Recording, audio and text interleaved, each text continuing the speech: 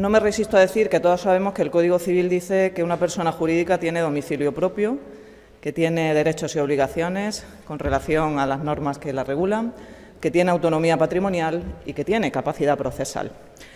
Si bien es cierto que las peculiaridades que de esta naturaleza jurídica se derivan hacen que la aplicación de los principios sancionadores nos lleven a concluir que bien hay que respetarlos o bien a su rotundo fracaso.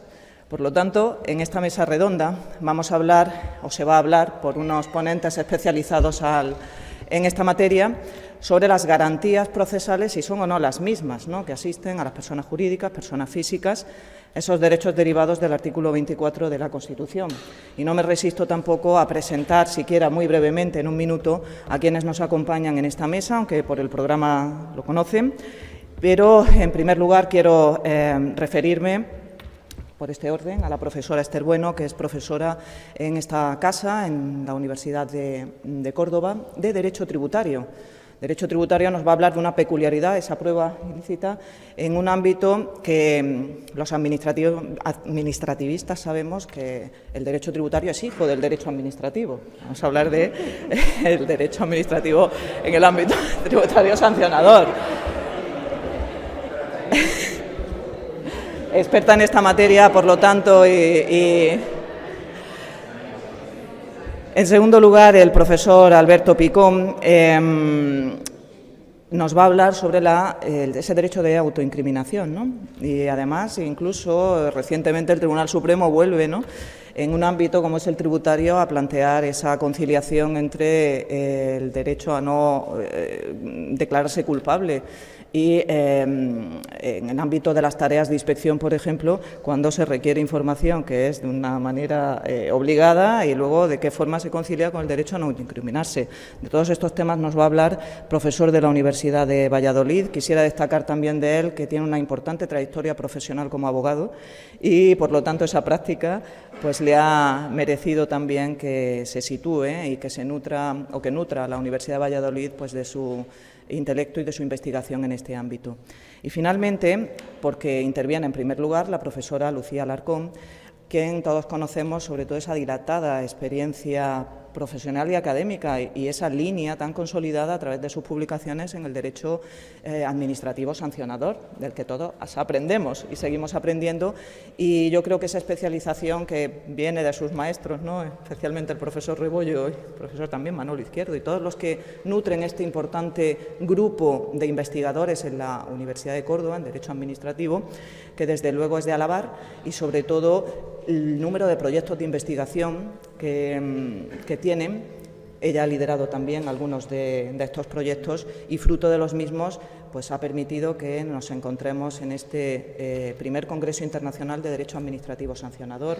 Enhorabuena a los dos directores, al profesor Antonio Bueno y a la profesora Lucía Alarcón. No podía por más que felicitarles. Yo creo que no ha sido poco más de un minuto, ¿no? Hacían falta presentaciones y sin más dilación y siendo generosa con el tiempo, es verdad que 20 minutos me parece mucho.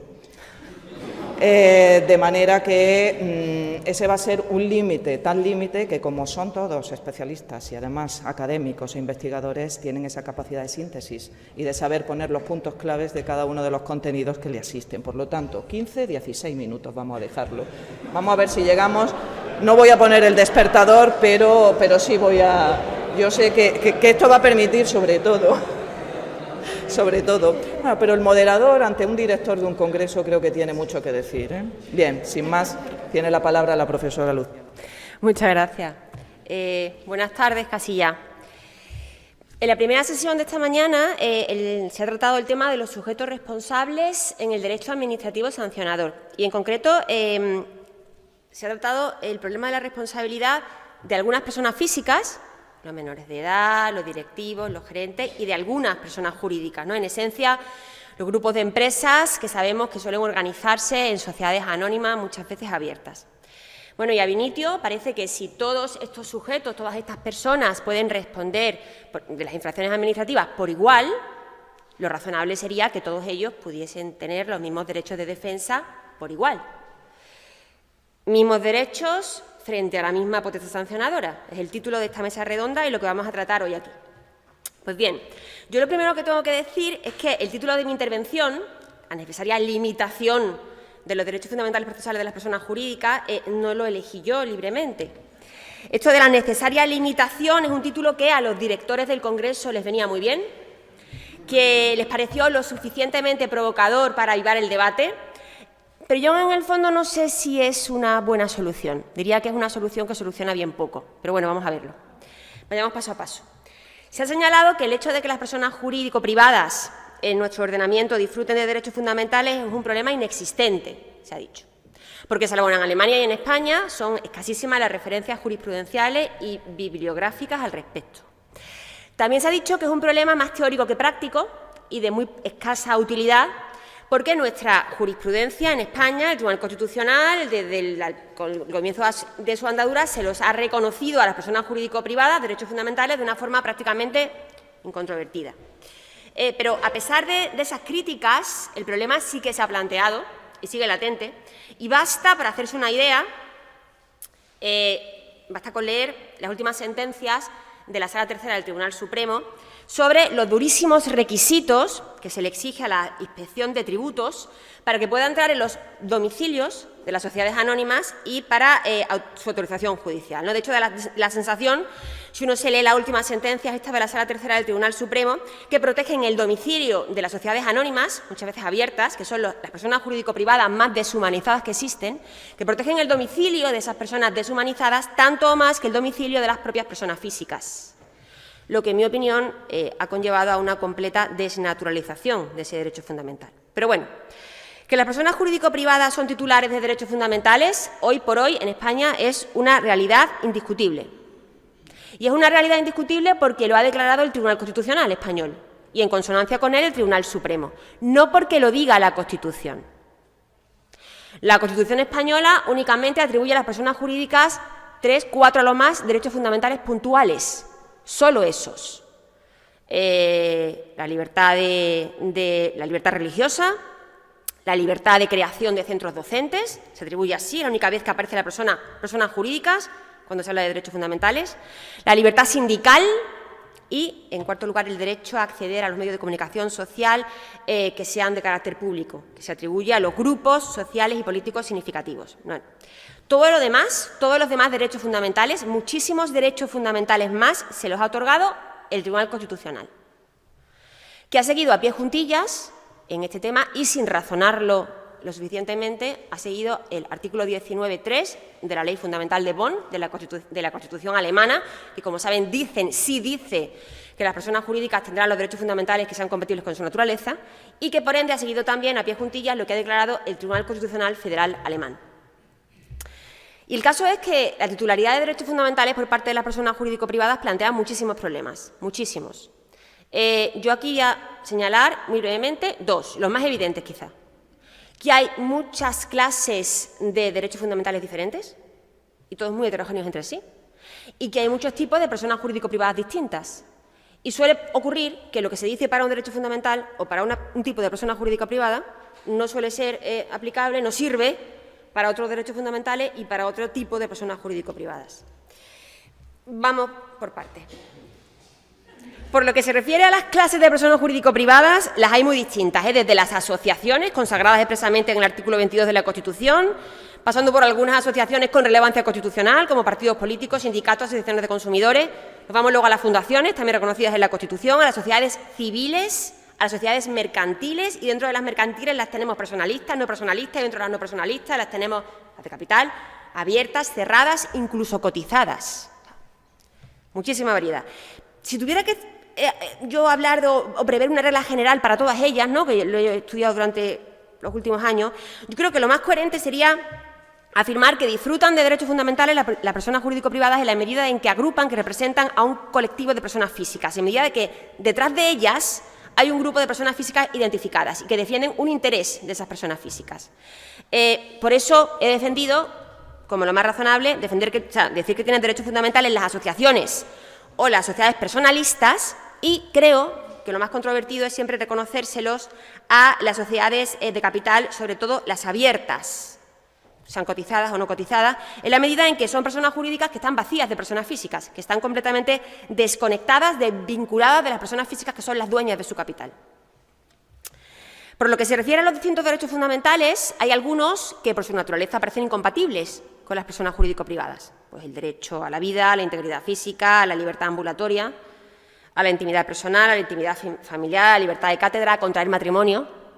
Es impensable que lo puedan tener las personas jurídico-privadas. Bueno, en Estados Unidos se ha hablado incluso del derecho fundamental a votar de las personas jurídico-privadas. Bueno, a mí me parece incompatible. Y otros que tradicionalmente se han considerado más fácilmente atribuibles a las personas jurídico-privadas. Sobre todo, esto ha ocurrido con los derechos fundamentales propios, los de defensa del proceso judicial. Recientemente el profesor Baño ha dicho que es indudable que las garantías procesales fundamentales que la Constitución recoge bajo el título del derecho a la tutela judicial efectiva estén abiertas a todo tipo de personas, también las jurídicas, como premisa básica de un Estado de Derecho. Es indudable, ha dicho él. Yo no lo tengo tan claro como él en todo lo que él dice que es indudable. La razón fundamental que ha justificado esa indudable atribución de los derechos fundamentales procesales a las personas jurídico-privadas es que se ha considerado tradicionalmente que más que derechos subjetivos de la persona, del ser humano, eran garantías objetivas de defensa, eran principios estructurales del proceso judicial, muchas veces penal, y que si alguien puede ser parte en un proceso judicial, persona física y persona jurídica, pues hay que reconocerle los derechos que se reconocen a cualquier persona que pueda ser parte. Sería algo así como que las garantías de defensa son como las reglas del juego, del proceso penal. Si tú juegas con las mismas reglas que los demás. Y los alemanes son muy listos, en muchas cosas, en otras cosas no, profesor Rebollo. Pero en algunas cosas sí, y por ejemplo el artículo 103 de la Ley Fundamental de Bonn, de hecho, a las garantías objetivas de defensa no las considera derechos procesales. Perdón, no las considera derechos fundamentales, están fuera de los derechos fundamentales, aunque luego se protejan con el recurso de amparo también como los derechos fundamentales, ¿no? De hecho, este carácter objetivo de estos derechos procesales, que no son derechos subjetivos del ser humano, sino la regla del juego, ha justificado que nuestro Tribunal Constitucional se los haya atribuido, estos derechos fundamentales procesales, incluso a las personas jurídicas de derecho público, a las administraciones, sobre todo al comienzo de su andadura. Bueno, llegados a este punto, la pregunta es, ¿qué ha declarado la jurisprudencia sobre los derechos de defensa de las personas jurídicas en el procedimiento administrativo sancionador? ¿Mismos derechos? ¿Frente a la misma potestad? Bueno, nuestra jurisprudencia, la española, no ha hecho distinciones, la contenciosa administrativa, ni cualitativas ni cuantitativas, entre derechos de defensa de personas físicas y de personas jurídicas. Ninguna. El Tribunal Constitucional, desde los primeros años, ha atribuido expresamente y claramente a las personas jurídico-privadas, en el procedimiento sancionador, el derecho a ser informado de la acusación, el derecho a no autoincriminarse, el derecho a la prueba y el derecho a la presunción de inocencia. Claramente, y se los ha atribuido con el mismo contenido a como rigen para las personas físicas. Con relación a la jurisprudencia de la Sala Segunda del Tribunal Supremo, que se ha pronunciado sobre esto desde hace muy poco, parece que tampoco ha hecho distinción y expresamente está diciendo en sus sentencias que la presunción de inocencia, que el derecho a no autoincriminarse, que el derecho a ser informado de la acusación, lo tienen por igual las personas jurídicas que sean imputadas por delitos, igual que las personas físicas. ¿Qué ha ocurrido con el Tribunal Europeo de Derechos Humanos? Pues el Tribunal Europeo de Derechos Humanos casi ha hecho menos distinciones que el Tribunal Constitucional. Quiero decir, ha asumido un papel protagonista y ha reconocido desde el comienzo de su andadura muchísimos de los derechos que garantiza el Convenio Europeo de Derechos Humanos a las sociedades de capital. En este proceso gradual de humanización, se le ha reprochado muchas veces eso, que ha iniciado un proceso de humanización de las sociedades anónimas, le ha reconocido derechos tan fundamentales y tan vinculados a la dignidad de la persona como el derecho al honor, el derecho al domicilio o el derecho al secreto de las comunicaciones. De hecho, en muchas de sus sentencias se jacta casi de decir que estos derechos fundamentales están ligados a la dignidad de la persona física, los tienen por igual cualquiera de nosotros, seres humanos, en principio, que la Caixa, Repsol o Microsoft. A mí esto me parece sorprendente. Por lo que respecta al Tribunal de Justicia de la Unión Europea, tampoco ha hecho distinciones formalmente. Y cuando ha atribuido derechos de defensa a las personas físicas y a las personas jurídicas en los procedimientos sancionadores, singularmente los de competencia, pero muchos más, se los ha reconocido formalmente en la misma medida. Ha ido resolviendo muchísimos recursos de casación o de anulación frente a las sanciones que imponía el Banco Central Europeo, frente a las sanciones administrativas que imponía la Comisión, y no ha hecho distinciones formales. Pero, bueno, ven que hasta aquí todos los argumentos que hemos expuesto van en mi contra, ¿eh? O sea, mismos derechos fundamentales frente a una misma potencia sancionadora para personas físicas y jurídicas. Y digo que el Tribunal de Justicia de la Unión Europea no ha hecho distinciones formales, porque materiales las está haciendo continuamente desde hace mucho. Quiero decir, lo habitual en la sentencia del Tribunal de Justicia es que comience la sentencia reconociendo formalmente el derecho de defensa en favor de la persona jurídico-privada de que se trate. Normalmente suelen ser grupos de empresas que se organizan como sociedades anónimas. Se lo reconocen con alegría, sin hacer distinciones, utilizando la misma fórmula que para las personas físicas, pero a continuación, en el caso de un enjuiciado, somete ese derecho de defensa a tantas limitaciones, a limitaciones tan severas, que en la práctica casi que lo aniquila. Reduce el derecho de defensa a su mínima expresión. Y esto es lo que lleva haciendo cuando se lo reconoce a grandes corporaciones mercantiles y cuando les reconoce derechos de defensa tan importantes como la no autoincriminación o la presunción de inocencia. Y también lo ha hecho, como ha hecho esta mañana el profesor Rodríguez Embellín, con los derechos fundamentales materiales típicos del procedimiento sancionador, como la tipicidad, la culpabilidad o el principio de personalidad de las sanciones. Muy brevemente, porque además el profesor Picón va a entrar en uno de ellos en concreto. ¿Cómo ha reducido el derecho a no autoincriminarse para las personas jurídicas, para las grandes corporaciones mercantiles, el Tribunal de Justicia de la Unión? Bueno, saben ustedes que el derecho a no autoincriminarse pues, incluye el derecho a guardar silencio, el derecho, si decido declarar, a decir lo que me dé la gana, hasta yo he defendido siempre que incluye el derecho a mentir, ¿no? Desde luego incluye el derecho a no colaborar con la acusación facilitando datos que puedan autoincriminarme. Bueno, ¿a qué ha reducido el Tribunal de Justicia el derecho a no autoincriminarse de las empresas? Pues lo ha reducido en el propio procedimiento sancionador a la facultad de las empresas de no responder a preguntas que directamente suponían confesar que había cometido la infracción. Pero en el procedimiento sancionador seguían teniendo el deber, bajo amenaza de sanción, de colaborar con la comisión aportando datos, resolviendo preguntas, contestando a todas las intimaciones, y esto era compatible con el derecho.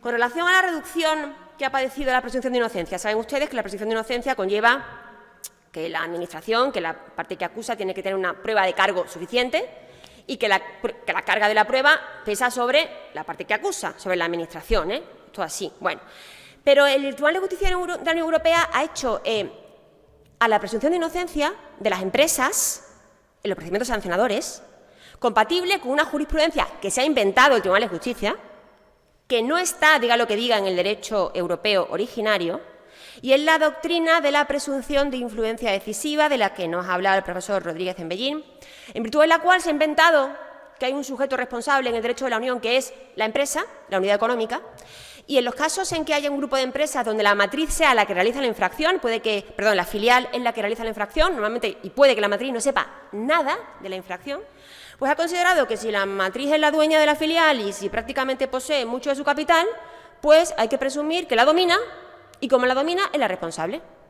Y como la domina y la responsable y es la que tiene casi todo su capital, yo presumo que eres la infractora y te sanciona a ti. Esto obviamente es contrario claramente a las reglas de la carga de la prueba, porque invierte claramente la carga de la prueba. Pero bueno, dice que se respeta igual que a las personas físicas, aunque la práctica no sea así. Bien, con todo, y en esto es lo que quiero incidir, más que el Tribunal de Justicia de la Unión, estas limitaciones a los derechos de defensa en el procedimiento sancionador de las personas jurídico-privadas, que las está imponiendo de un tiempo a esta parte, es el propio legislador europeo. No en el derecho originario, pero sí en el derecho derivado. Y me refiero a las directivas de mínimos procesales que han venido aprobándose desde el año 2010 a esta parte. Son 6 directivas de mínimos procesales que lo que pretenden es armonizar las legislaciones de los Estados miembros en lo relativo a las garantías mínimas que hay que asegurar a los acusados en los procedimientos punitivos, proceso penal, pero también administrativos sancionadores. Porque estas directivas de mínimos procesales no han incluido a las personas jurídicas en su ámbito de aplicación. Hay algunas que tenían sentido que no lo hicieran. Por ejemplo, la directiva que se ocupa de las garantías mínimas de los menores. Bueno, es normal, ¿no? Pero todas las demás directivas, en la medida en que son normas que pretenden asegurar unas garantías mínimas al acusado en los procedimientos sancionadores, unas garantías que a nosotros nos pueden parecer irrisorias, insignificantes, por lo básicas que son, podrían haberse aplicado también a las personas jurídicas. Y la cosa no ha quedado ahí, porque una directiva en concreto, quizás la más importante para los derechos de defensa de las personas jurídicas, la Directiva 2016/343, por la que se refuerzan en el proceso penal determinados aspectos de la presunción de inocencia y del derecho a estar presente en el juicio, ha decidido excluir expresamente de su ámbito de aplicación a las personas jurídicas. Y las ha excluido, por tanto, en todo lo que se refiere a las garantías mínimas de el derecho a no declarar contra sí mismas, la presunción de inocencia como regla de tratamiento y la carga de la prueba. Excluye expresamente a las personas jurídicas en garantías irrisorias, mínimas, más que superadas para nosotros, y que, por supuesto, nuestros tribunales reconocen a las personas jurídico-privadas. La propia directiva explica las razones por las que ha decidido excluirlas. 2. La primera, dice la directiva, en el considerando 14. La normativa y la jurisprudencia de los Estados miembros con relación a estas garantías de las personas jurídicas no es homogénea, entre otras cosas, como saben, porque en los Estados miembros, en los 27 Estados miembros, no hay un mismo modelo de responsabilidad penal de las personas jurídicas. Los alemanes en esto siguen fieles a su principio de que las sociedades no pueden delinquir. En Italia esto también tiene muchos matices, en Grecia. Como no hay el mismo modelo de responsabilidad penal, entonces no tenemos que garantizar a las personas jurídicas unas garantías mínimas. Eso dicen ellos, ¿no?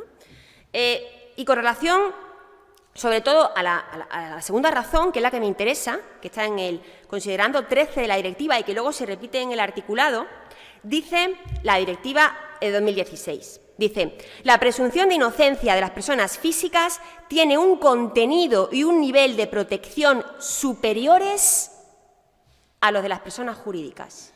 Y por eso, continúa, el Tribunal de Justicia ha reconocido que los derechos que dimanan de la presunción de inocencia no amparan a las personas jurídicas en idéntica medida que a las personas físicas. Y yo cuando vi esto dije, cáspita, córcholis, repámpanos, no estaba tan loca como pensaba. He estado sufriendo la jurisprudencia española desde que la conozco, que reconocía todos los derechos fundamentales iguales a todas las personas jurídicas, y el derecho europeo está distinguiendo. En definitiva, el legislador europeo ha decidido excluir a las personas jurídicas de estas garantías mínimas de los procedimientos sancionadores. Su voluntad clara está siendo diferenciar a personas físicas y a personas jurídico-privadas para limitar las garantías de las segundas. Y en este sentido, me da bastante igual que las garantías de defensa sean derechos fundamentales o garantías objetivas del proceso penal. El caso es que están limitadas para las personas jurídicas. Y termino. El título de mi ponencia era la necesaria limitación de los derechos fundamentales procesales de las personas jurídicas en el procedimiento sancionador. Yo, más que de necesaria limitación, hablaría de una limitación inevitable. Inevitable porque la naturaleza jurídica de las personas físicas y de las personas jurídicas es distinta. Porque las personas jurídicas, sobre todo de las sociedades abiertas, y mucho más las cotizadas, no tienen naturaleza humana. Y por eso, el esfuerzo que ha hecho nuestra jurisprudencia, la española, y la del Tribunal Europeo de Derechos Humanos, el inmenso esfuerzo que han hecho por hipostasiar a entes ficticios, vacíos de personas físicas, para atribuirles derechos fundamentales, me parece un esfuerzo innecesario. Muchas veces me ha parecido un esfuerzo ridículo y hasta que me ha parecido también peligroso, porque han transformado los derechos fundamentales, muchos de estos derechos fundamentales sin necesidad ninguna, en algo que yo creo que es ajeno a la dignidad del ser humano y en algo que estoy convencida de que no son. Muchas gracias.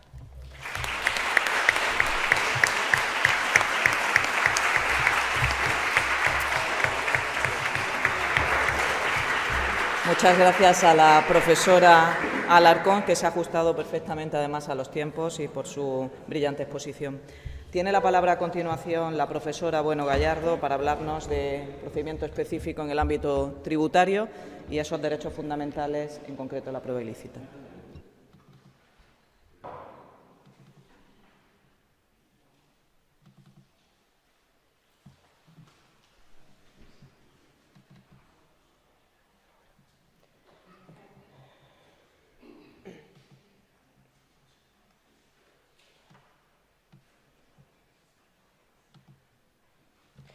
Bueno, buenos días.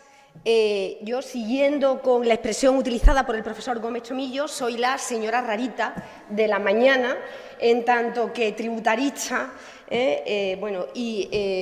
preocupada siempre por el derecho administrativo sancionador, tributario sancionador en mi caso.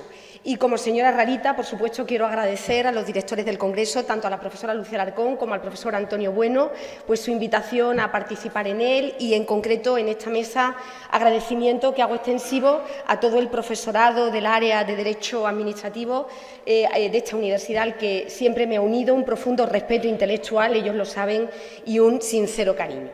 Bueno, como pueden ver, el objeto de mi intervención es derechos fundamentales de las personas jurídico-privadas, prueba ilícita y procedimiento tributario sancionador o administrativo sancionador o proceso con todas las garantías.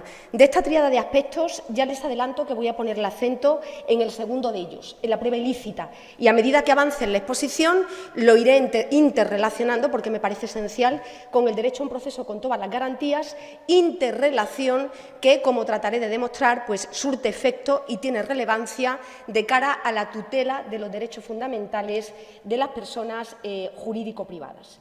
Y para hacer ello me voy a referir telegráficamente a la última jurisprudencia dictada por la sección segunda de la Sala Tercera del Tribunal Supremo en materia de prueba ilícita. Les adelanto ya que en esa jurisprudencia, básicamente, lo que hace la sección segunda de la Sala Tercera es reproducir, al menos como íter argumentativo de esos pronunciamientos, la doctrina sentada en la sentencia 97/2019 de 16 de junio, que es la que se conoce habitualmente como la sentencia Falciani o la que sienta la doctrina Falciani. Bien, con base en esa doctrina jurisprudencial se pueden diferenciar básicamente tres grupos de sentencias en la jurisprudencia dictada en los últimos 4 años por la sección segunda de la Sala Tercera. En un primer grupo de sentencias, insisto, voy a comentar telegráficamente la solución alcanzada en esos 3 grupos de sentencias para referirme a continuación a 5 afirmaciones que se encuentran en los 3 grupos de sentencias y sobre las que, a mi juicio, conviene reflexionar con un cierto detenimiento. Aquí, con el tiempo que tengo, haré lo que pueda. Primer grupo de sentencias, las que se conocen habitualmente como las sentencias del Grupo Lito, casi todas ellas del año 2021. En ellas, la sección segunda, certeramente a mi juicio, llegó a la solución de que la Administración tributaria no puede realizar comprobaciones, practicar liquidaciones o, en su caso, imponer sanciones tributarias sobre la base de pruebas ilícitas, pruebas que han vulnerado derechos fundamentales y, observen el dato, y han sido declaradas nulas en un proceso penal previo. Comparto íntegramente la conclusión y, sobre todo, comparto que se llegue a esa conclusión aduciendo, extrapolando de manera refleja la previsión contenida en el artículo 11.1 de la Ley Orgánica del Poder Judicial, que todos conocemos y en la que se reconoce legalmente la prohibición de utilización de pruebas obtenidas, directa o indirectamente, violando derechos fundamentales, y también aduciendo la causa de nulidad radical contenida en el artículo 217.1a de la Ley General Tributaria, que viene a ser el homólogo del artículo 47, de la previsión contenida en el artículo 47 de la Ley de Procedimiento Administrativo Común. Segundo grupo de sentencias. Miren, el segundo grupo de sentencias, segundo grupo es pretencioso porque son solamente 2, de mayo de 2023, se las conoce como las sentencias de los embutidos Maybe. Embutidos Maybe, profesor Rebollo. Finalmente llegó el Tribunal Supremo a la conclusión de nuevamente acertada de que no había existido la vulneración del derecho sustantivo denunciada, que era el derecho a la inviolabilidad domiciliaria, pero reprodujo íntegramente, y esto es lo que quiero enfatizar, la doctrina Falciani del Tribunal Constitucional. Y en tercer lugar, aquí sí que son legión de pronunciamiento los que forman parte de esa tercera familia de sentencias. En ellas, la Inspección de los Tributos practicó liquidaciones, en algunos casos impuso sanciones, sobre la base de información obtenida en el curso de diligencias de entrada y registro domiciliario, que en su momento, al tiempo de producirse los hechos, se habían llevado a cabo bien con autorización judicial, bien con el consentimiento del representante legal de la entidad, respetando todas las exigencias que en ese momento dimanaban del derecho a la inviolabilidad domiciliaria de acuerdo con el Tribunal Constitucional, pero que a la postre no respetaron la jurisprudencia que tanto en 2020 como en 2021 sentó la sección segunda de la Sala Tercera, es decir, la información se obtuvo sin, en concreto, la diligencia de acceso y registro se llevó a cabo sin que existiera un previo procedimiento inspector abierto y notificado. Bien, el Tribunal Supremo, de nuevo, certeramente, aplicando lo que en materia de prueba ilícita se conoce como excepción de buena fe, que ya fue establecida por el Tribunal Constitucional en la sentencia 22/2003, es decir, bueno, pues los funcionarios de la inspección no habían hecho de mala fe, sino de buena fe, porque, bueno, pues lo habían hecho a la luz de la jurisprudencia vigente en ese momento en relación con el derecho a la inviolabilidad domiciliaria, pues no procede la exclusión, dijo bien el Tribunal Supremo, de la prueba directa. Como les digo, comparto las soluciones. Lo que me preocupan, bueno, pues son algunas afirmaciones que hace la sección segunda. Por supuesto, en descargo de la sección segunda tengo que decir que reproduciendo la doctrina Falciani del Tribunal Constitucional y que considero que precisan de una reflexión. Primera afirmación, dice el Tribunal Supremo: invalidando la prueba ilegítimamente obtenida, se desincentiva la eventual utilización de actuaciones que vulneren un derecho fundamental por funcionarios y autoridades. Esto es lo que en Estados Unidos se conoce como fundamento disuasorio de la regla de exclusión o deterrent effect. Miren, yo no creo que el efecto disuasorio sea el fundamento ni principal ni accesorio, ni deba serlo, de la regla de exclusión.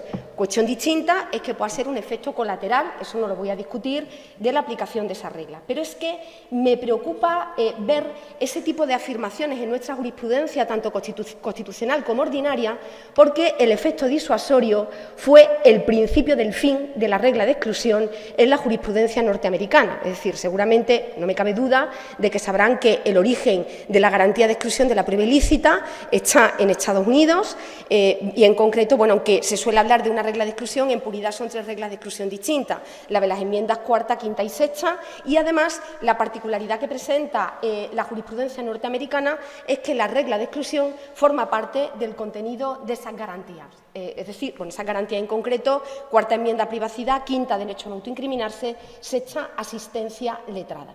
Pues bien, en un primer momento, el Tribunal Supremo de Estados Unidos consideró que la garantía de exclusión tenía naturaleza constitucional, de manera que, cada vez que se vulneraban esas garantías, bueno, pues la prueba debía de ser excluida, a excepción de los supuestos de fuente independiente de prueba o prueba de fuente independiente. Y además dijo que esto era así para salvaguardar la integridad de los tribunales de justicia. Perfecto.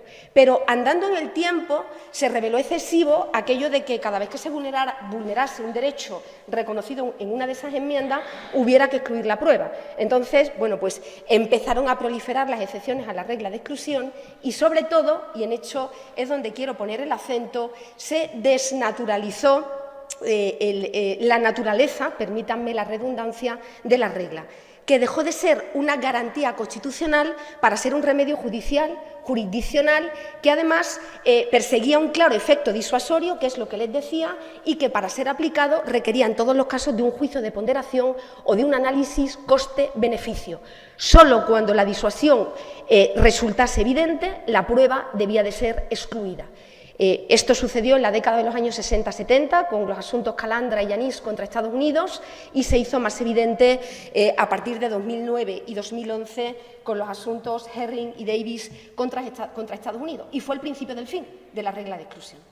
Entonces me dirán, bueno, ¿cuál es la alternativa? Pues la alternativa es respetar la doctrina constitucional tradicional nuestra, la establecida en la sentencia 114 de 1984 del Tribunal Constitucional. Es decir, que el fundamento último, observen que no digo el anclaje de la regla de exclusión, me refiero al fundamento último, está en la dimensión objetiva de los derechos fundamentales, en la tutela del sistema de derechos fundamentales y, como dijo muy bien en aquella ocasión el Tribunal Constitucional, los derechos fundamentales tienen una dimensión procedimental, son reglas básicas de todos los procedimientos de la democracia, del proceso judicial, del procedimiento administrativo tributario sancionador y de los procedimientos de aplicación de los tributos. Por tanto, preservemos el anclaje constitucional de la regla, para resumir, de la regla de exclusión.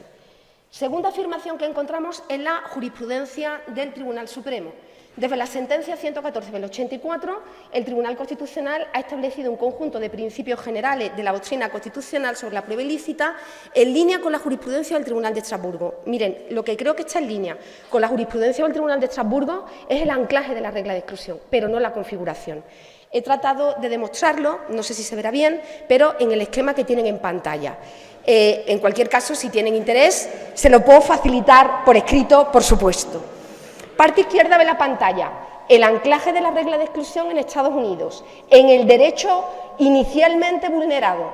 Me interesa la parte derecha de la pantalla, Tribunal de Estrasburgo, Tribunal Constitucional Español, anclaje de la regla de exclusión, en la garantía de proceso justo, pero ahí terminan las similitudes entre la jurisprudencia del Tribunal de Estrasburgo y la jurisprudencia del Tribunal Constitucional Español. ¿Por qué? Pues miren, porque en Estrasburgo el derecho a la exclusión de pruebas obtenidas con vulneración de derechos fundamentales, el Tribunal ha repetido hasta la saciedad que no es una garantía autónoma e independiente, sino que forma parte de un concepto genérico, difuso, de proceso justo. ¿Eso qué significa? Pues que es perfectamente factible que una prueba ilícita acceda a un proceso, dice el Tribunal de Estrasburgo, que a pesar de ello, siempre que la prueba tenga calidad, y se entiende por calidad, bueno, pues la exactitud, la fiabilidad, la veracidad de la prueba y, sobre todo, si se han respetado o no los derechos de defensa de la parte, se considera que el derecho al proceso justo reconocido en el artículo 6 del Convenio Europeo de Derechos Humanos ha resultado salvaguardado.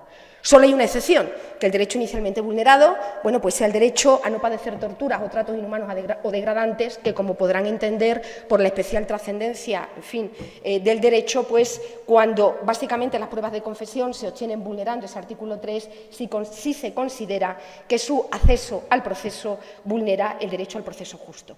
Fíjense, frente a eso, la construcción que siempre ha hecho nuestro Tribunal Constitucional es diferente, porque la garantía de exclusión se ha considerado que es una garantía autónoma e independiente, manifestación concreta del derecho a un proceso con todas las garantías. Tanto es así que venía diciendo nuestro Tribunal Constitucional, me voy a referir de momento a la prueba directa, que no se puede utilizar una prueba ilícita directa sin vulnerar el derecho a un proceso con todas las garantías. Entonces, pese a que el anclaje sea el mismo, la configuración es muy diversa.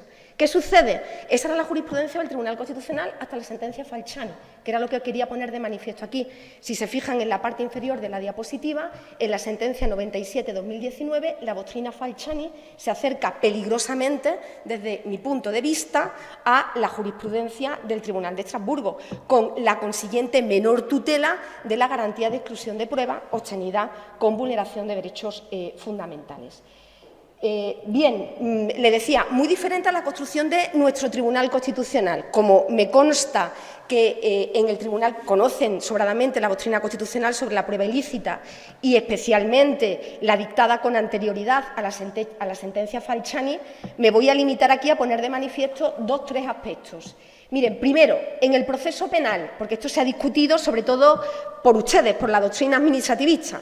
En el proceso penal está claro que la regla de exclusión, bueno, pues es una manifestación del derecho a un proceso con todas las garantías.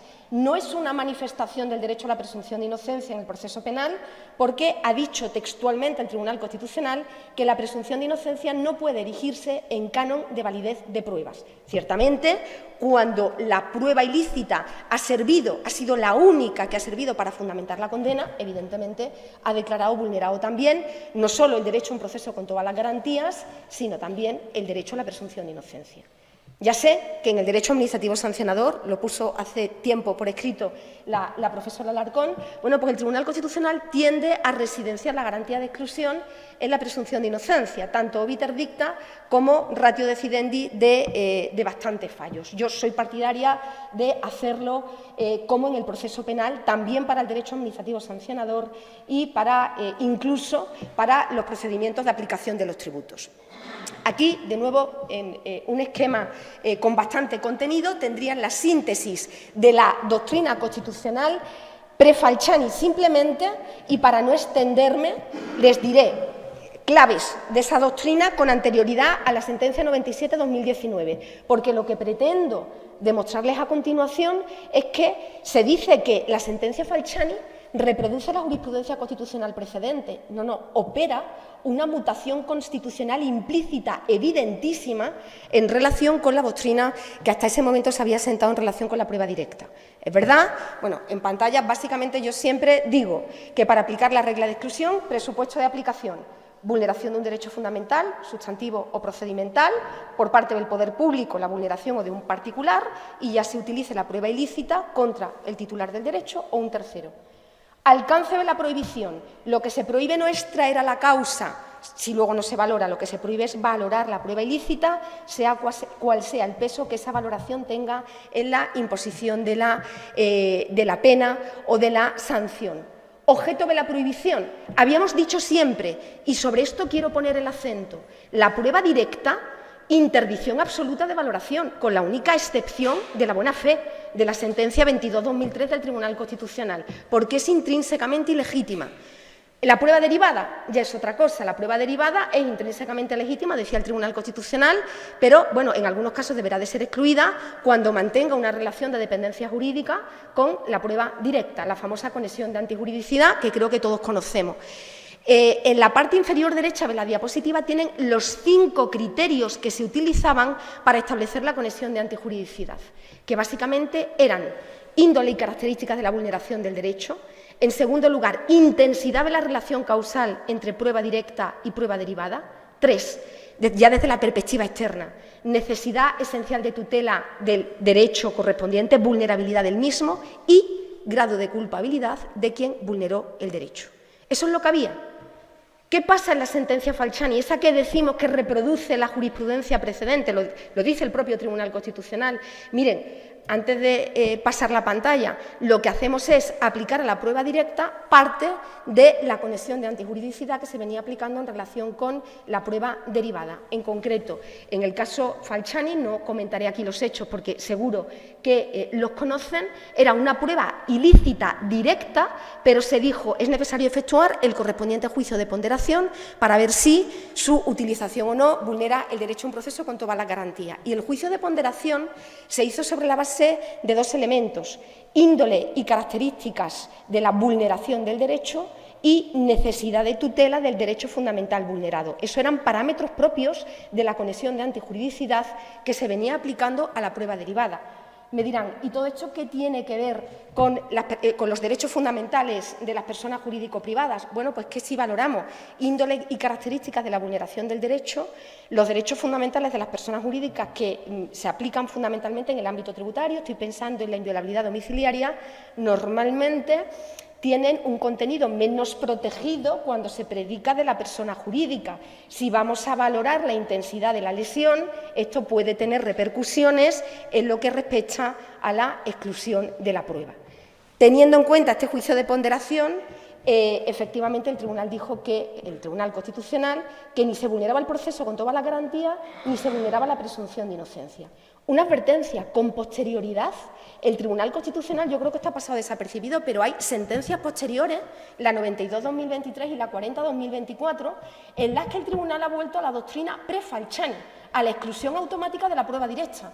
Y no es una interpretación mía. Los votos particulares de los magistrados Tolosa Triviño en la primera y de Enrique Arnaldo precisamente denuncian esa exclusión automática de la prueba directa y le hacen esa advertencia al resto de compañeros del Tribunal Constitucional. Bien, después de todo esto me dirán, ¿usted qué propone? Bueno, pues yo fundamentalmente, y más allá de lo que acabo de decir, propongo tratar de excluir el juicio de ponderación de la aplicación de la regla de exclusión, articulando parámetros objetivos de delimitación constitucional de la garantía. ¿Cómo? Pues fundamentalmente no discuto que haya una encrucijada de intereses, un conflicto de intereses subyacente, por supuesto que sí, pero creo que ese conflicto se puede resolver tomando en consideración el anclaje procesal o procedimental de la garantía de exclusión y, de otra parte, en el derecho a un proceso con todas las garantías y, de otra parte, en la finalidad que persigue el derecho a un proceso con todas las garantías, que es, como bien saben, asegurar el equilibrio y la igualdad de las partes, la integridad del proceso judicial. ¿Por qué digo esto? porque de esa afirmación se pueden inferir, se pueden identificar las vulneraciones de derechos fundamentales que a posteriori deben de provocar la aplicación de la regla de exclusión. Fíjense, afirmación clarividente, de mi punto de vista, del Tribunal Constitucional en la sentencia 114 del 84. Dijo que las vulneraciones de derechos fundamentales que provocaban la aplicación de la regla de exclusión eran aquellas encaminadas a obtener ventajas procesales en detrimento de la integridad y equilibrio exigibles en un proceso justo. Encaminadas a obtener ventajas procesales. Luego, el poder público debe de actuar concurriendo forma alguna de culpabilidad, dolo, culpa, grave, leve, no por azar y, desde luego, no en los casos de buena fe, que es que en ese caso no concurre el presupuesto de aplicación de la regla. 2. Para obtener ventajas procesales. Luego, la prueba ilícita que hay que excluir es la prueba de cargo, no la de descargo, pese a que una prueba de descargo también se puede obtener, por supuesto, con vulneración de derechos fundamentales. En tercer lugar, simplemente con esto y doy una propuesta de definición final. En detrimento de la integridad y el equilibrio exigibles en el proceso. ¿Qué es lo que desequilibra el proceso? Como les decía antes, la valoración de la prueba ilícita, cualquiera que sea el peso que tenga en la condena o sanción. Y, por último, un dato sobre el que está trabajando la Sala de lo Penal del Tribunal Supremo, que la vulneración inicial del derecho esté orientada directa o indirectamente a la aportación de prueba en un ulterior proceso judicial, procedimiento administrativo sancionador o procedimiento de aplicación de los tributos, ya medie dolo intencional o dolo eventual. En definitiva, y con esto concluyo, propongo, y esta es una aproximación, pero definir la garantía de exclusión probatoria como la prohibición de valoración de pruebas de cargo obtenidas mediante vulneraciones culpables de derechos fundamentales, sustantivos o procesales, propio o de un tercero, siempre que la citada vulneración esté orientada directa o indirectamente a la aportación de medios de prueba en un ulterior proceso judicial, procedimiento administrativo sancionador o procedimiento de aplicación de los tributos. Aquí lo dejo. Muchas gracias por su atención.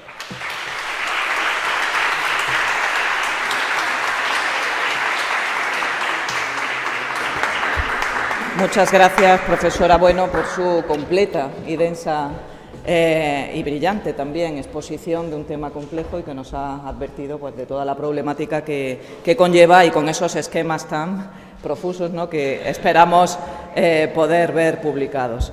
Muchas gracias. Y de ahí pasamos a analizar un derecho que es el derecho a no autoincriminarse, que si en el derecho penal no ofrece dudas, pues el derecho administrativo sancionador plantea de hasta dónde alcanza ese deber de silencio, de guardar silencio o de no declararse culpable. Tiene la palabra el profesor Picón, rogándole que disfrute sus 20 minutos porque estamos en tiempo. 20, apurando, un poquito antes. Gracias. Buenos días a todos. En primer lugar, me sumo a los agradecimientos de los compañeros, especialmente a los directores del Congreso, la profesora Alarcón y el profesor Bueno, y hago extensivo el agradecimiento a todo el Departamento de Administrativo de la Universidad de Córdoba, que desde la Universidad de Valladolid admiramos tanto profesional como personalmente, y buena prueba de ello es que hemos dejado el departamento casi vacío. Si hubiera quedado vacío, pero el profesor Martínez López Muñiz me confesó antes de venir que ya son casi 80 y que tiene que dosificar los esfuerzos, pero le hubiera encantado. Bueno, tengo que entrar en materia y de forma un poco esquemática dividiré mi exposición en 4 partes. Primero aludiré al contenido material de la no autoincriminación. En segundo lugar, trasladaré brevemente ese principio del orden penal al orden administrativo sancionador.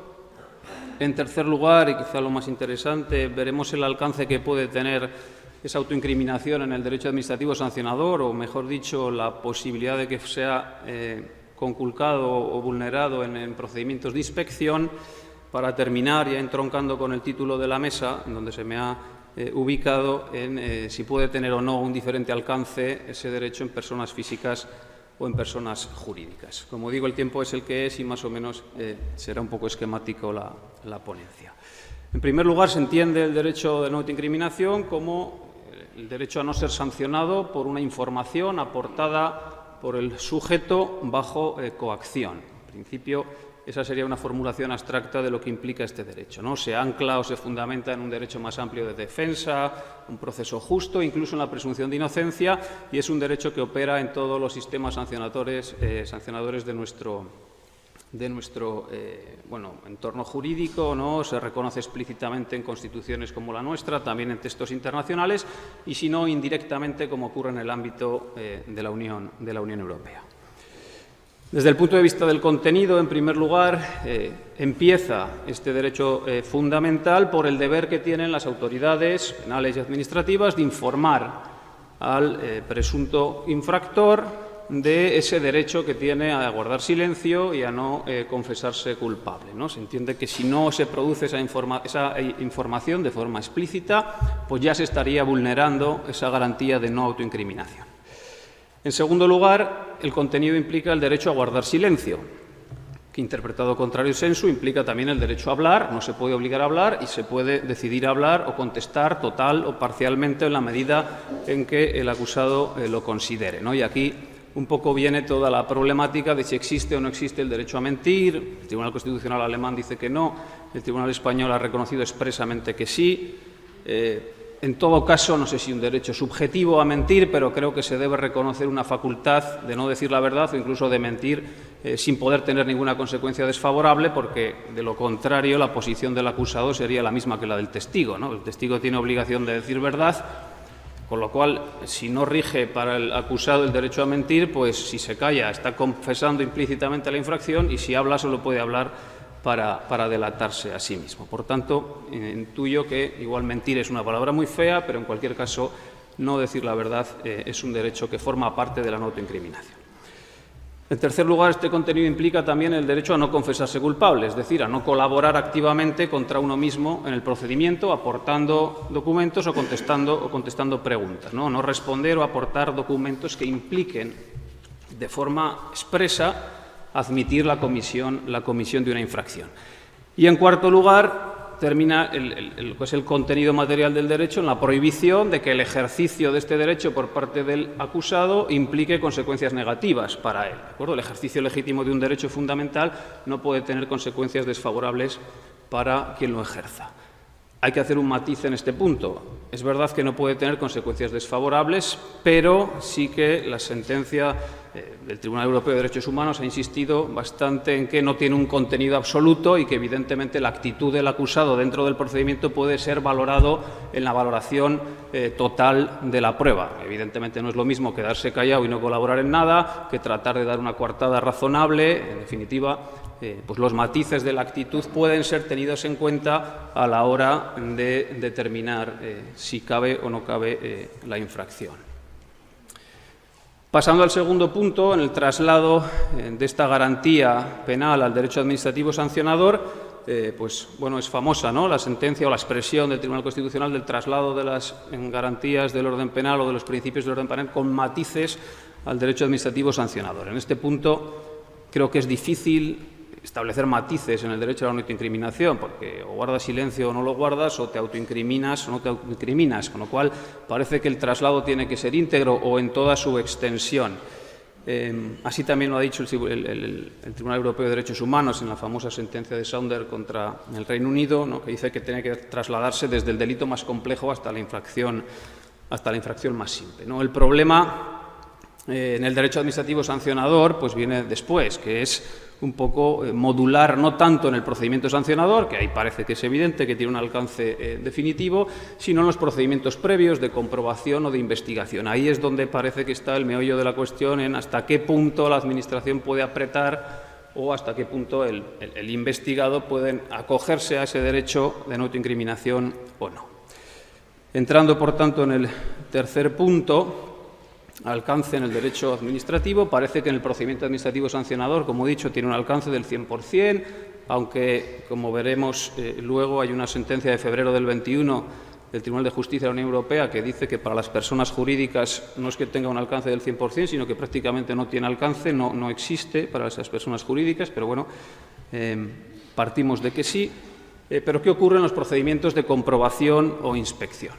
Bueno, hay que partir de la regla general de que, en principio, no cabe alegar autoincriminación en un procedimiento inspector, porque, bueno, una de las potestades de la Administración pública es la potestad inspectora, y no se puede desarmar a la Administración o dejar vacío de contenido la potestad inspectora alegando a cualquier solicitud de documentación o cualquier pregunta, decir, oye, pues no tengo derecho a no confesarme culpable, ¿no? Con lo cual, en principio, no cabe alegar el ejercicio legítimo de ese derecho en ese punto. Pero hay algunas excepciones que se inducen de la jurisprudencia del Tribunal Europeo de Derechos Humanos, del Constitucional Español, del de Justicia de la Unión Europea, ¿no? Y parece que sí que hay que adelantar esa garantía no autoincriminatoria al momento de un procedimiento de comprobación o inspección, por ejemplo, cuando la solicitud de información o la pregunta tenga un fin exclusivamente incriminatorio. Es decir, indudablemente la respuesta va a ser abrir un procedimiento sancionador después, ¿no? Si se está investigando un cártel en materia de derecho de competencia, pues parece que si en la investigación se le pregunta al CEO de la empresa si pactó usted los precios con estas empresas, pues evidentemente podría acogerse a su derecho a no declarar porque la conexión íntima con la incriminación está clara. En segundo lugar, se ha dicho también por parte de la jurisprudencia, con varias expresiones más o menos sinónimas, que también se podría adelantar esa autoincriminación a los procedimientos inspectores cuando exista una vinculación estrecha y directa con el procedimiento administrativo sancionador posterior o esté íntimamente relacionado o conectado casi temporalmente, ¿no? Como que sea una relación de causa y consecuencia inmediata.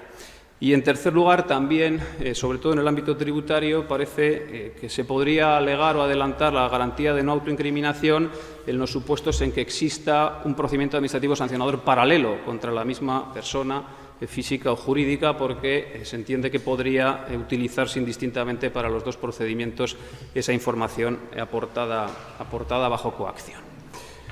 Por tanto, con esas tres excepciones no menores a la autoincriminación en los procedimientos de inspección, cabe preguntarse qué hacer con el material obtenido durante un procedimiento de inspección, hasta qué punto se puede utilizar o como base para sancionar al presunto infractor. Parece que otra vez la regla general es que, en principio, todo lo obtenido en un procedimiento inspector puede incorporarse al procedimiento sancionador, porque de lo contrario, otra vez, vacías de contenido la potestad inspectora de la Administración, no olvidando que uno de los fines principales de la potestad inspectora es precisamente pues, la detección de posibles infracciones, ¿de acuerdo? Por lo tanto, puede formar parte. En principio, se admite que la regla general es que se traslade al ámbito puramente sancionador lo obtenido en una investigación. Y se establecen o se pueden inducir dos requisitos. El primero es que esa información obtenida tenga carácter heteroincriminatorio, es decir, que sea una información obtenida de terceros, no directamente de la persona a la que se desea sancionar, o que sea una información obtenida sin requerimientos coactivos, es decir, que la Administración tendría que tener cuidado en el sentido de tratar de acceder a la documentación sin necesidad de requerimientos coactivos, por ejemplo, con una entrada y registro con la debida autorización judicial, sin necesidad de violentar coactivamente al investigado, ¿no? Y, en segundo lugar, el segundo requisito es la idea que insiste el Tribunal Supremo en que el material exista independientemente de la voluntad del futuro acusado, ¿no? Que es el argumento que se ha utilizado para que las pruebas de ADN no sean constitutivas o vulneradoras de esta garantía de no autoincriminación, o la prueba de alcoholemia, etcétera. O sea, la idea de que el material sea un material que exista con independencia de la voluntad de a quien perjudica. En definitiva, que no se cabría o que no cabe en ningún caso obtener información solamente con fines autoincriminatorios. En ese punto parece que el Tribunal Supremo Español nos puede dar un poco de luz, porque hay un par de autos del 2024, de abril de 2024, en el ámbito tributario, es verdad, pero creo que pueden ser útiles, en los que se plantea se ha determinado que tiene interés casacional objetivo, por lo tanto se tendrá que resolver qué ocurre, si el material aportado bajo coacción debe ser excluido del procedimiento administrativo sancionador o no. Y un segundo punto que reconoce interés casacional objetivo es si incluye solo lo que se debe aportar lo directamente autoincriminatorio, o si también incluye los datos que son necesarios para basar una sanción o para fundamentar una sanción, pero que no son suficientes por sí mismos para realizarlo. Y en cuarto lugar, y terminando, sobre el alcance de esta garantía, si es o no distinta para personas físicas o jurídicas, como he dicho antes, llama la atención esa sentencia de 2021 del Tribunal de Justicia de la Unión Europea, que prácticamente se carga la garantía para las personas jurídicas, diciendo que se puede obligar a las empresas a que faciliten información, incluso aunque sirva de prueba para la existencia de la infracción, ¿no? Está en el ámbito del derecho de la competencia. Bueno, en mi opinión, creo que debe tener el mismo alcance, tanto para la persona física como la persona jurídica, pues al menos por 4 motivos fundamentales. La primera, porque, siendo cierto que los derechos fundamentales se basan o cobran sentido en la dignidad de la persona, pues rizando un poco el rizo, detrás de las personas jurídicas también hay personas físicas, hay intereses a proteger, hay propiedad de los accionistas o hay, en definitiva, personas que también tienen indirectamente los derechos o pueden ejercitar los derechos de las personas jurídicas. En segundo lugar, porque no se me ocurre ningún motivo por el que haya que modular la intensidad de esta garantía en el ámbito para las personas físicas o para las personas jurídicas, porque si se modulan, sobre todo los de carácter procesal, lo primero, en qué medida o con qué intensidad o por qué unos sí u otros no. Sería muy difícil dar una seguridad jurídica a toda esa construcción para ver qué grado de modificación pueden tener. En tercer lugar, porque el derecho a la autoincriminación y todas las garantías procesales son una garantía elemental del sistema acusatorio, es una consecuencia necesaria del sistema, ¿no? De lo contrario, prácticamente estaríamos negando el principio acusatorio, con lo cual, independientemente del sujeto que se enfrenta al procedimiento sancionador, la sanción es la misma, con lo cual hay que desplegar las mismas garantías, tanto si son personas físicas como si son personas jurídicas. Y, por último, desde el momento en el que se reconoce a la persona jurídica en España, tanto penal como administrativamente, capacidad para cometer infracciones, pues entiendo que hay que reconocer también capacidad para tener los medios de defensa oportunos para protegerse de esa acusación frente a las infracciones. Muchas gracias por su atención. Creo que me he ajustado bien, ¿no? Así que muchas gracias.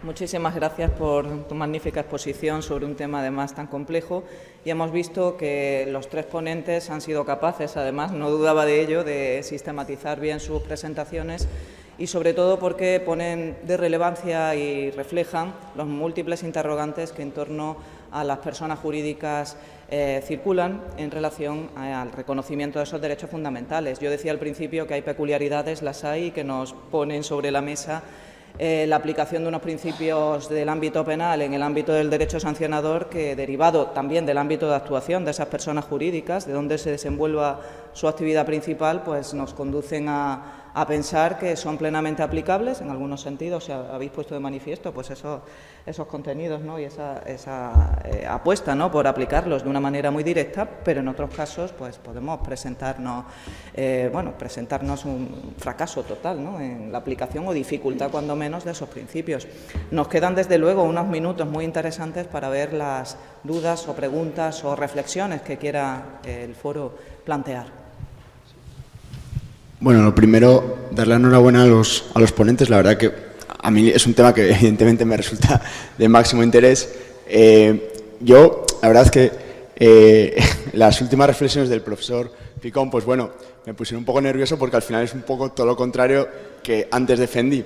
No obstante, voy a dirigir una pregunta a la profesora Lucía Alarcón, que me surgió justo cuando estaba escuchando el tema del reconocimiento de los derechos fundamentales a la persona jurídica. El Tribunal Constitucional Español hace diferencia entre personas jurídicas, digamos, sociedades mercantiles españolas o personas jurídicas españolas y extranjeras. Lo digo porque la Constitución alemana habla de personas jurídicas alemanas. Entonces, yo me planteo el caso de una sociedad mercantil con capital, digamos, que tiras y se acaba en el gobierno chino. ¿Tendría, por ejemplo, el derecho fundamental a la creación de un centro docente? Es decir, ¿se planteó eso en algún caso en la práctica? Me surge esa duda, ¿no? Y luego, también una pequeña reflexión en el tema de la protección del domicilio, que es que eso viene también de la jurisprudencia del Tribunal de Karlsruhe. Claro, si uno se lee la jurisprudencia del Tribunal Alemán, Constitucional Alemán, la primera, cuando se aprobó la Constitución de los años 50, 60, es que eran despachos de abogados, eran la sede de una sociedad profesional, de un despacho de abogados, por ejemplo, que casualmente el abogado vivía en el domicilio donde trabajaba. Entonces, que de eso, que ahí tiene sentido, pues yo entiendo que se reconozca algún derecho, hayamos pasado a lo que comenta la profesora Alarcón Sotomayor en el tema de la jurisprudencia de la Sala Tercera, tal, pues a mí me resulta cuanto menos curioso. Nada más. Muchas gracias. Con relación a lo primero que has dicho, Diego, pues sé que el 19.3 de la Ley Fundamental de Bonn dice que las personas jurídicas nacionales tienen derechos fundamentales en la medida que sea compatible por razón de su naturaleza, no sé cuánto.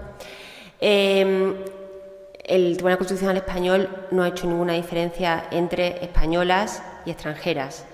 Sí he leído que, bueno, cuando el Tribunal Alemán dice nacionales alemanas, hay que entender que ya no son solamente nacionales alemanas, sino también de los 27 Estados miembros. Pero en la jurisprudencia española, y suelo leerla bastante, todos los de Córdoba la leemos bastante, la jurisprudencia de sanciones española, no hemos encontrado nunca ninguna diferencia entre sociedades anónimas españolas, y obviamente no europeas, ni tampoco extranjeras. A todas ellas se las trata exactamente por igual. Y es curioso, sí, es curioso que derivado hojalata, sociedad anónima, tenga el mismo derecho al domicilio que tú y que otras parecidas también. A mí me causa también estupor, lo cual no quiere decir que no tengan garantías legales. Tienen garantías legales a que la inspección no se meta y no le... Obviamente, garantías legales, sí. Derechos fundamentales, no. ¿Protegidos de la misma medida? No. Ahora, por supuesto que no puedo hacer todo. Me preguntaba Víctor Vaca, que como dije en Chile es un perturbado del derecho, vuelvo a repetirlo, ya van dos, Víctor, porque en Chile me hizo lo mismo, empezaba a preguntarme, bueno, qué diferencia hay entre personas físicas y personas jurídicas y que cómo no van a tener las personas jurídicas derechos fundamentales. Muchos es razonable que los tengan, Otros, en mi opinión, no es tan razonable. Y, obviamente, quitarle el derecho fundamental, quitarle el recurso de amparo, que es una peculiaridad española y alemana y poco más, como saben, no significa dejarlos indefensos. Claro que pueden defenderse. Otra cosa es la obsesión por proteger siempre a las sociedades anónimas y protegerlas siempre refiriéndose al derecho fundamental. No, da igual, a lo mejor es que no tiene que tener un derecho fundamental al domicilio, tienes garantías legales que el Tribunal Supremo puede declarar y proteger, pero no es ese esfuerzo sobrehumano porque sea un derecho fundamental igual al de la persona física. Pues no tiene por qué ser así. ¿Por qué? Profesora Blanca Lozano.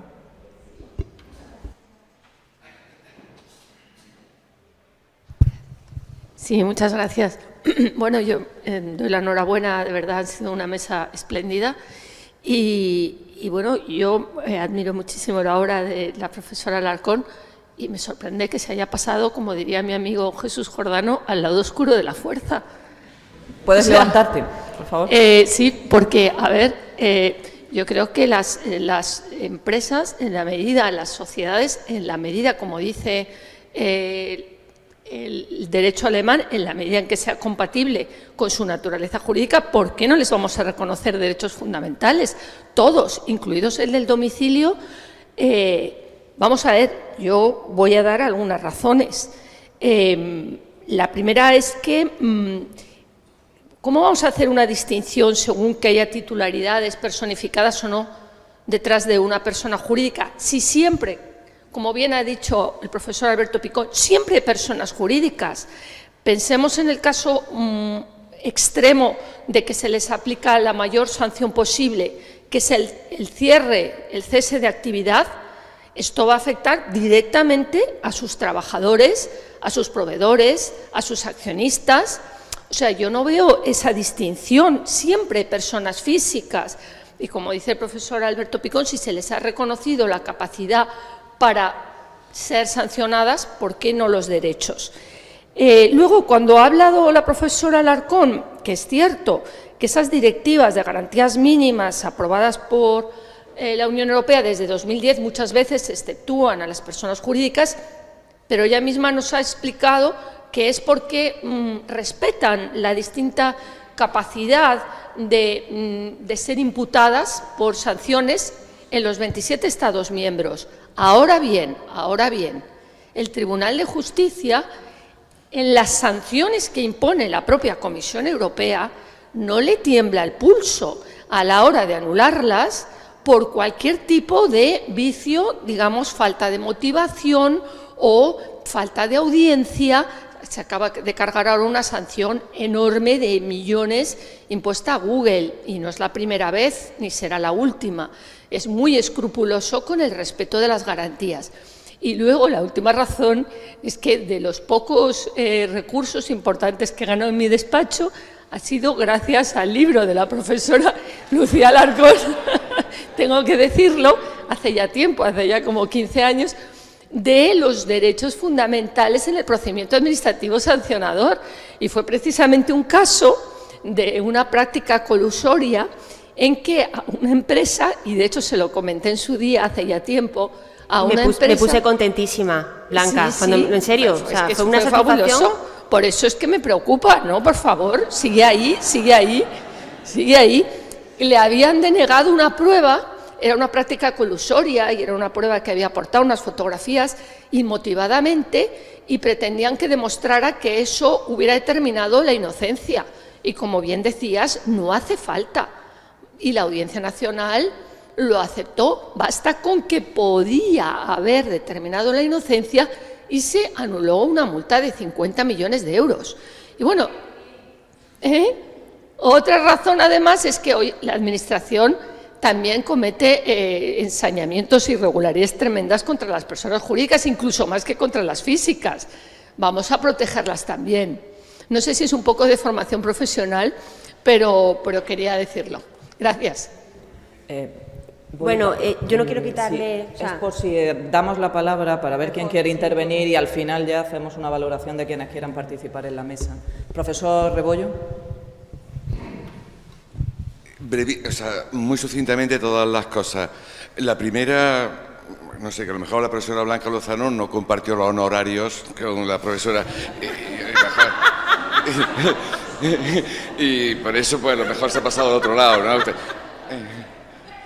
La segunda... Blanca, hemos hablado de eso algunas veces haciendo bromas, no lo oyo. La segunda, la sentencia Falciani del Tribunal Constitucional es incomprensible, es una porquería. Hay que leerse muchas veces porque dice uno, me he perdido en el razonamiento, ¿de dónde ha salido esto y tal, no? Y el Supremo, sección segunda de la Sala Tercera, la ha utilizado con cuentagotas en un caso en el que el único problema era que no había iniciado formalmente un procedimiento de inspección. En la otra ha pasado, ¿no? Tercera, bueno, en el derecho a no declarar contra uno mismo, obviamente, no juega nada más que en los procesos penales. En un proceso civil no existe el derecho a no declarar contra uno mismo, ¿no?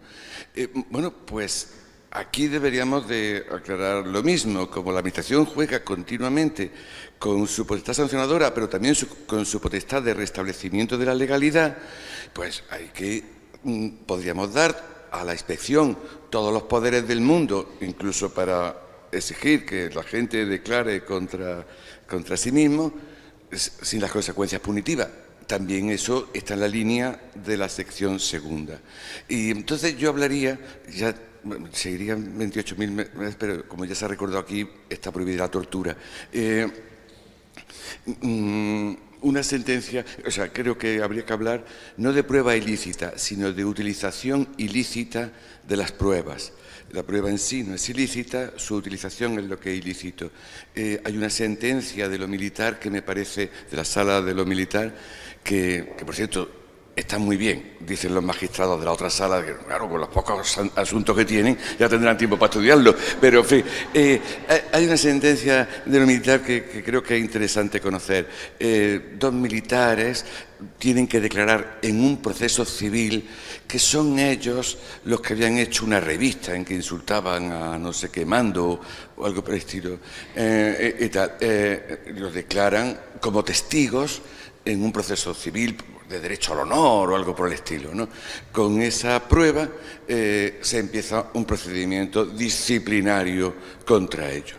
Había sido ilícito que Y, naturalmente, luego la Sala Militar dice esto que declararon obligatoriamente en el proceso civil no se puede utilizar en su contra en el proceso disciplinario. Con eso queda muy clara la idea de no es prueba ilícita. Lo ilícito es la utilización de la prueba. Y eso nos salvaría, sé que a mis compañeros del departamento no les gusta, pues el que se pueda utilizar toda esa prueba tremendamente, por ejemplo, para la liquidación de los impuestos o para las consecuencias indemnizatorias de las infracciones de la competencia, y sin embargo no para las consecuencias sancionadoras. Perdón, me he enrollado más de la cuenta. Hasta ahora. Sí, sí. ¿Alguna intervención más? Y cerramos el turno de intervenciones, si les parece. ¿Sí? Rosa.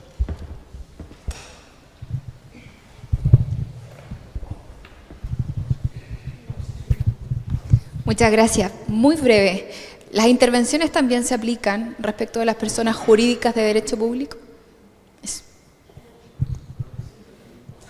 Bien, si no hay más intervenciones, pues doy la palabra a la mesa. Profesora. Un segundo, simplemente para hacer una observación en relación con lo que comentaba el profesor Rebollo. Yo estoy completamente de acuerdo, es decir, yo coincido con los fallos a los que llega la sección segunda de la Sala Tercera en esas 3 familias de sentencias, pero lo que me preocupa es la reiteración en la cita, aunque sea obiter, de la sentencia Falciani. Y sobre todo también me preocupa que consideremos que la doctrina constitucional quedó cerrada en el caso Falciani cuando hay pronunciamientos de fecha posterior que parece que recuperan la jurisprudencia precedente. Entonces, de alguna manera, con mi intervención trataba de provocar para tratar de volver y afinar en su caso la jurisprudencia precedente. Ese era el objetivo de mi intervención. Yo no quiero añadir nada más. Yo adoro a la profesora Lozano. Desde que nos puso lo del Dream Team del derecho administrativo sancionador hace como 20 años, todavía más. He aprendido muchísimo leyéndola, me ayudó muchísimo al principio, he colaborado con ellas en trabajos, como ya sabéis, hemos disfrutado mucho juntas. Y llevo 25 años estudiando garantía, Blanca, y la vida últimamente no me ha tratado bien. Entonces ya me he cansado. Ya no quiero tantas garantías, ¿sabes? Y entonces le toma un poco de manía a esto a las sociedades anónimas abiertas. Entonces, fuera garantía, no, ya en serio. Lo repensaré un poco, pero a mí me pide el cuerpo que no es que se las deje sin garantías. Es que no hay que protegerlas tanto como a los seres humanos. Dejémoslo ahí, ¿vale? Pero por supuesto que tienen garantía, claro que sí. Y además en esa sentencia que tú has dicho... bueno, yo fui muy feliz cuando vi que tú la utilizaste, estuve 8 años haciendo la tesis, para ese capítulo tardé mucho y me encantó que tú la utilizaras y que lograras ese éxito. Así que solamente puedo darte las gracias. Creo que me has preguntado si las personas jurídico-públicas tienen derechos fundamentales. No. Al principio nuestro Tribunal Constitucional empezó a plantearse si le daba algunos o no algunos, si le reconoció al principio algunos derechos fundamentales procesales, para defenderse en el proceso. Son los pocos que le sigue reconociendo y siempre se lo reconoce, o únicamente se lo reconoce cuando dice el Tribunal Constitucional que la Administración no actúa investida de sus prerrogativas, sino cuando actúa como un particular, ¿no? Eso es lo que ha concluido. Si quieres ahora lo hablamos. ¿Vale, Rosa? Claro. Bien, pues tú quieres intervenir, pues concluimos la mesa y tenemos un margen de unos 10 minutos para la siguiente. Muchas gracias.